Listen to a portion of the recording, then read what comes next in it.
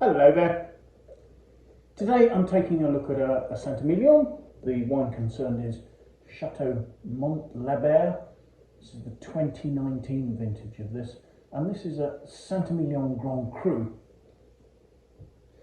Now, Saint Emilion Grand Cru sounds like quite an impressive designation, possibly because Grand Cru in Burgundy is the top designation. But actually, when you're talking about Saint Emilion, a wine that's simply labelled as Grand Cru without being Grand Cru Classé, that designation is available pretty much to any vineyard where there is actually a house, a building of some sort. There are some restrictions to yield and that sort of thing, but it's quite readily available. Chateau Montlabert is a well-sited property. It's just outside the town of Saint Emilion to the northeast, between Saint Emilion itself and the vineyards of two very impressive estates, Figeac and Cheval Blanc. The house was built evidently in the 1750s as a hunting lodge by the Montlabert family. Recently in 2008 it was purchased by Castel Family Estates, the large French family-owned wine group who have somewhere in the region of 20 estates within France, the majority of those being in Bordeaux. Now, the Castel family have clearly appreciated quite how good the terroir, the site here is, and they set about making the improvements that were necessary to have the wine elevated to the status of Saint Emilion Grand Cru Classé. And every 10 years there's a reassessment of the Grand Cru Classé in Saint Emilion. So it was in 2022 that Chateau Montlabert was adjudged to have reached the necessary standard to be named a Saint Emilion Grand Cru Classé. So 2019, quite a good vintage, but also one being made in the run-up to the wine's elevation to a next classification. So this is an estate that's having to prove its quality at the time that this wine is made.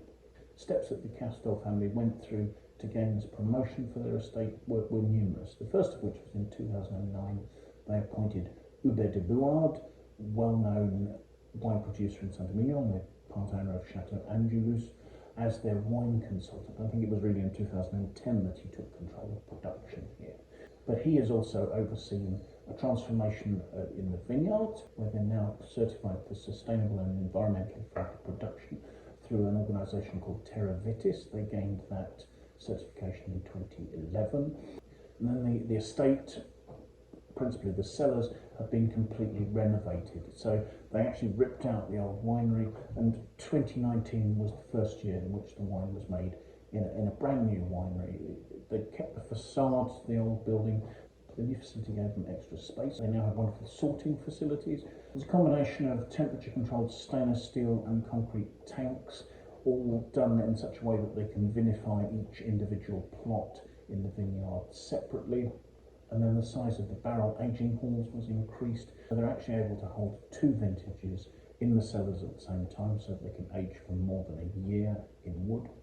So as I say, the winery was completed in time for this wine, the 2019, to be the first vintage to be made there. And then at the next available opportunity, the reclassification of 2022, Montlabert was promoted to the status of Grand Cru Classé. I quite like what they're doing with the regulation for the promotion to Grand Cru Classé in Saint Emilion at the moment, because they're not only looking at the vineyards and the winery and the quality of the wines, but also you have to make sure that your facilities for tourism, for instance, are up to spec. So it's important there's a decent car park, there's a good wine shop, and the wine shop here is lovely. It's well worth stopping off. It's just off the main road into Saint Emilion. And you can do tours of the estate. It's all very well set up for that, and that was a requirement for them to gain that promotion. So I think quietly these standards are being laid out and are changing the way in which Saint Emilion's estates are actually presenting themselves to the public, to tourists. So this is not a big estate. There's something like 12.5 hectares surrounding the chateau itself, and about 9 of those are used to produce the first wine here. Soils vary here. They're mainly sandy soils, but there are some layers of blue clay throughout them. The vineyard slopes slightly down towards a small stream that's behind the chateau as you come to it from the road. There's an average vine age of about 30 years, giving some good maturity. And the vineyard itself is split into 19 different blocks. And there's been an increased concentration on keeping those blocks separate during vinification, which helps to give the winemakers greater control over the winemaking process. Evidently, they do have a further 8 hectares from which they make a second wine, but that is further away in the commune of Saint Christophe des Bardes. The blend here seems to regularly follow the makeup of the vineyards, with 80% of Merlot and 20% of Cabernet Franc going into the wine. 2019, generally regarded as a very good vintage. There was a dry, warm winter which resulted in quite early budding.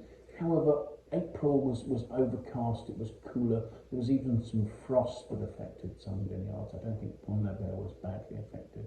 Now, May and June were rainy, but flowering went through very successfully and quite evenly. July was exceptionally hot, and that was followed by a sunny August with enough rainy spells to keep the vines functioning fully. And a warm, sunny September was ideal to enable the ripening to catch up, and for the grapes to be harvested in good condition and at full ripeness. So I've alluded to the fact that the winery here uses temperature-controlled stainless steel and concrete tanks, and that the different plots are kept separate for as long as possible throughout the winemaking process. Because it's quite a small estate, malolactic conversion can go on in the barrel, and that helps to marry the oak tannins, the wood influence with the fruit at an earlier stage. So it gives more of a sort of a soft round character to the wine when it's younger. The barrels used are French oak barriques, so 225 litre barriques, and about 50% of those are new every year. And then the wine ages for somewhere in the region of 14 months, so just over a year. So let's have a look at the wine shop.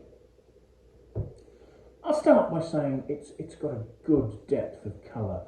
There's a sort of a nice deep ruby to maroon sort of note there, maybe with a slight ruby note at the rim. Swirling it, the wine is labelled as having 14% alcohol, and it's actually forming some quite noticeable tears there quite readily. So let's see what we make of the aroma, shall we?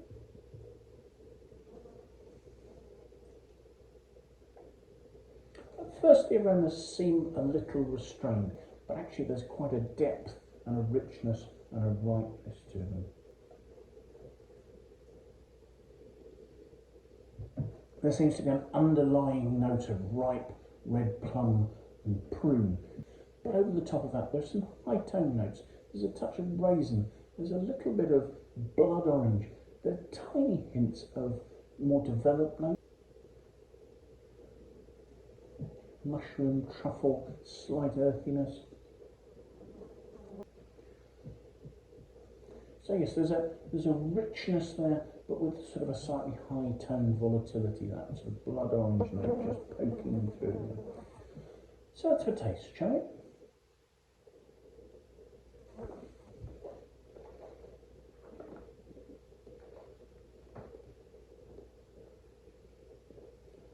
On the palate, it's rich and mouth-filling. The alcohol's adding some warmth to the back palate. There's some real ripeness. There are notes of raisin, sultana, prune. There's a smooth texture.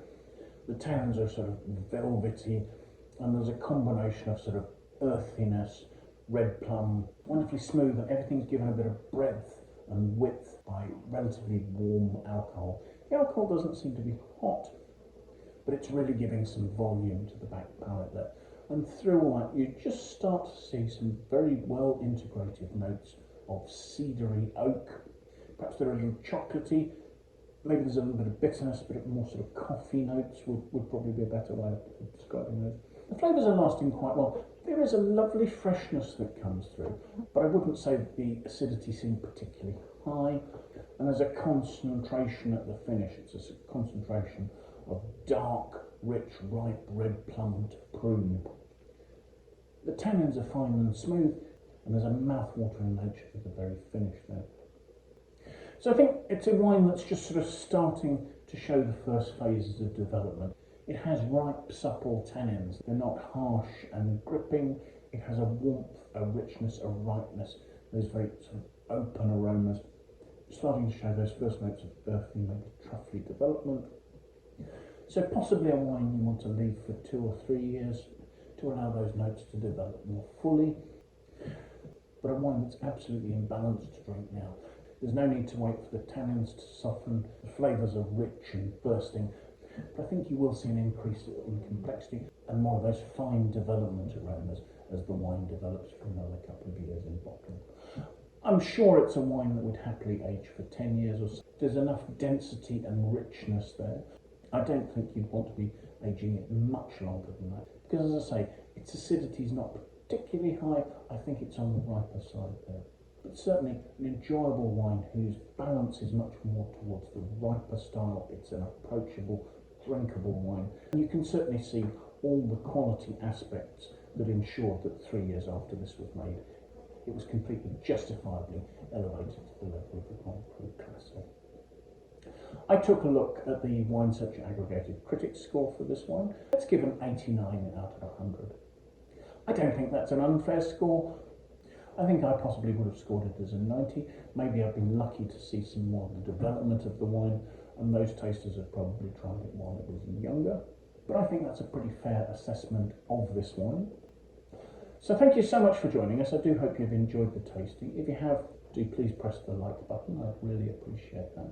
If you'd like to watch more of these tastings, do please subscribe to my YouTube channel, and that way you can set yourself an alert. You'll be notified every time I publish a new tasting.